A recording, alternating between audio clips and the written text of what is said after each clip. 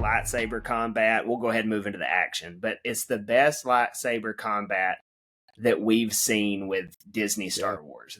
People have a lot of complaints about Disney Star Wars. I personally am fine with it. They've not done everything perfectly by a long shot, but we get a lot of Star Wars content, and a lot of the complaints has been, the sequel trilogy, watching those lightsaber duels. It's like they're swinging baseball bats, or they're swinging like 100-pound stick, that it's just slow and heavy, and the choreography is not excellent. You watch Ahsoka, and it's just kind of, outside of Anakin being there, everything is just, it's not quite what you would expect out of what we've seen from Ahsoka in animation, what we've seen from Ezra in animation. It's just a little different. And I think everyone watching kind of knows what we're talking about when we say that. Yeah, it's just not the same.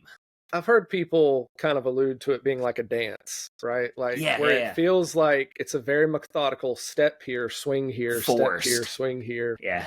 It doesn't feel as much like two people in combat. Which that's really kind of one of the best things about those prequel movies, is watching those, is you feel like these people that are wielding these lightsabers are really locked in a duel with each other. Yeah. And it doesn't sell that way with some of the stuff we've had previously, but this I felt like was, as close as we've been to that since the prequels. It was really intense, really high pace. These guys were not just touching batons together, right? They were swinging at each other, so it was fun to watch. I think it answered a lot of complaints that people have had in a pretty resounding way, I thought. So I would say so. And you sent me an article a few weeks ago. You touched on it a little bit last week, but whoever, I don't know if it was Leslie Headland or who, but someone talked about the fact that they were like, hey, we want to change how we're doing these lightsabers. And someone at Disney said, no.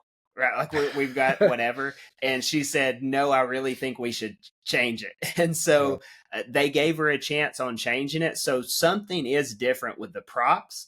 And I think that's a big thing, first of all.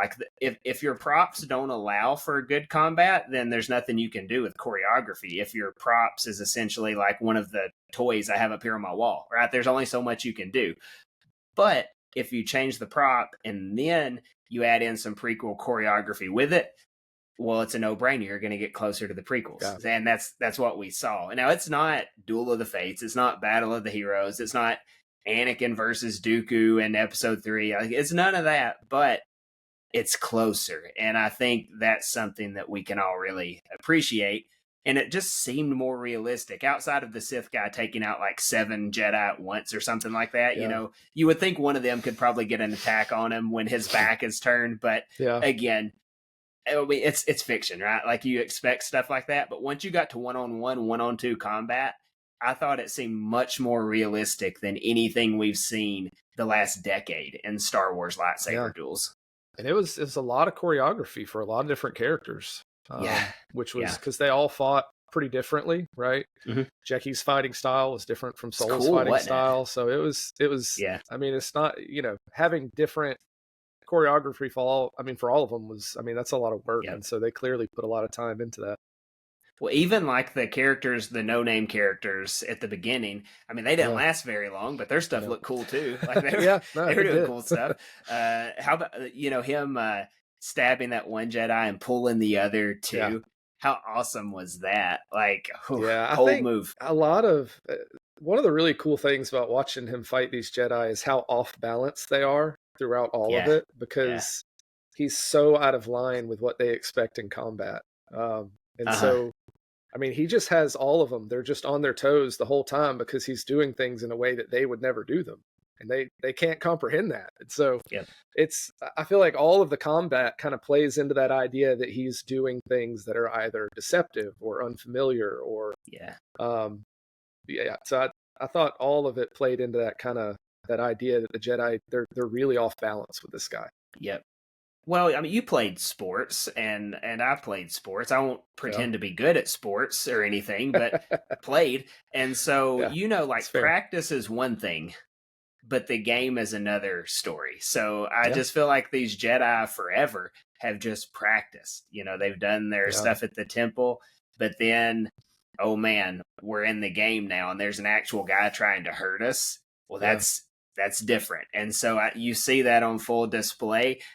I thought it was good to see. And I mean, he just makes such quick work of essentially everyone until he starts getting to the real characters. Then, you see a little bit of a fight going, and he was probably pretty tired at that point as well. I mean, he had just fought a whole bunch of people up to that point, but the Jackie fight, I mean, he fought Soul here and there and it was good, but I really enjoyed probably the Jackie fights more than any of the rest of it.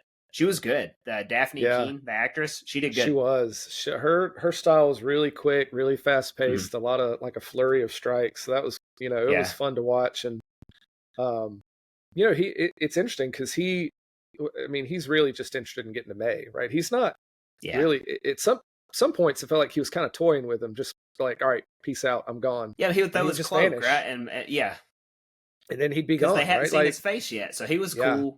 Doing whatever. Yeah. So which is interesting that he's not necessarily there to kill them at this point. He's after May, and he's fine with leaving them to go get her. But obviously that shifts a little later. So. Does shift. Yeah, let's talk about that a little bit. It's part of the action. So the big news, and if by some chance you haven't seen it and you're still listening at the 12-minute mark, I mean, we're super spoiling it. But so first he kills Jackie first, right? And then Yord. Yeah. Of our main characters. Yeah. Yeah, of the main characters, right? So he gets Jackie. Jackie puts up a good fight. She fights him technically 2 separate scenes. So she fights him once outside of Kilnaka's hut. Just right there. She has 2 blades. I love how they kept having, and is it from the cortosis where the sabers will like turn off and then turn back on? Yeah. I didn't know what that word was till yesterday. So like, I'm not sharp. I had to look it up. But so throughout the episode, it's just a really cool thing. Like, oh no, is it going to turn back on? And then it finally does. But she has Kilnaka's saber. So it's like a dual wielding at the time. Then Soul shows up, and so they're both fighting him. And I thought it was really cool to see Master and Apprentice fighting the Sith. But ultimately, she jumps at him, and he has the Cal Kestis, on his saber. So he takes it like off. Mini blade. And he's got 2 sabers, just like on Fallen Order and Survivor, which that's cool to kind of see that making its way on screen. And he puts the 3-hole punch on her, and 3-hole punch. That was it. I saw a meme on that. That's not original, but he gets her. It's kind of sad.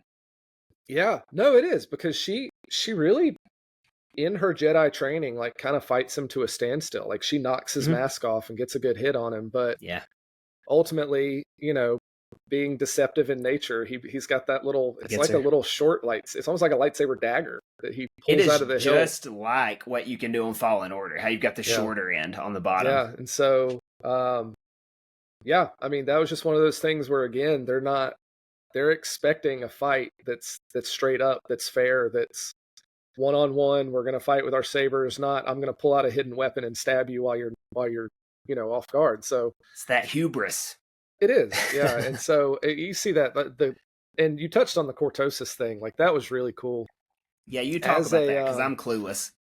Well, this is one of those things where, like, as crazy people got about the Kiadi Mundi age thing, like, were people upset about that? I feel like I heard something, like, what, like the cortosis thing, like that's the kind of thing, like from Legends and the EU that you pull in and is just super cool. Like, so me, like, I was so excited as soon as I saw him like block and then headbutt that other guy's lightsaber at the beginning, and they shorted out. I was like, oh, that's cortosis, right? Yeah. So it's really cool to see these things brought in that are just kind of scattered throughout. We've talked about it before. There's a ton of stuff that's been snuck in and pulled in from all avenues of Star Wars.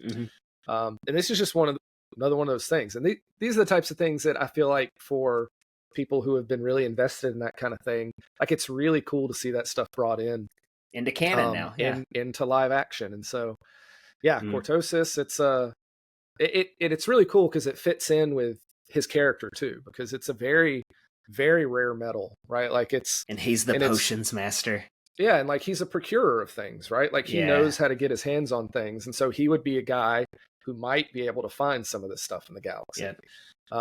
because it's like he's super Kamir, by dangerous the way. to Have we mine said it. it? He's Kamir. Yeah, I don't know that we've officially said it on our podcast, but he is Kamir. Yeah, which we thought, but yeah, we'll talk about him more in a minute. But that's super cool. I feel like it fits in with his character of like this procurer of things, that he's able to get his hands on this super rare metal. That, I mean, one of its trademarks is it absorbs energy, and so within the EU and Legend stuff, it would short out a lightsaber. So that's another thing that I feel like, just in case, as a Jedi fighting him, like your lightsaber's coming down on this dude's helmet, you're like, I won, like this is it, and then your lightsaber goes out. So again, it's just everything he does keeps these guys off guard. Like they don't know what's going on or why it's happening, and so it's that was a really cool addition to this, is to bring in the Cortosis stuff. I thought it was really well used. It just enhances the action, because again, it's not just the lightsabers, but at the same time. So let's talk on Yord. So Yord's style was a little stiff, I thought, like just the way he fought. Not that it was bad, but I just think that's kind of his style. And I thought it was cool, like seeing a yellow blade. That was the imagery of all of it was good, just because it was dark and it looked really good on screen. That 4K TV that you talked me into buying last year really paying off now. Funny. It was cool to see him fight, but man, he takes out Yord without a saber. Were you expecting to see that on screen? You were upset when your favorite character died. I know that really probably bothered you. He got his, didn't he? I was so happy. Not that I was so happy, but like, listen, no Yord on screen is cool with me. I did expect him to put up a little bit more of a fight. Well, he was hurt. They hit his leg earlier. Yeah.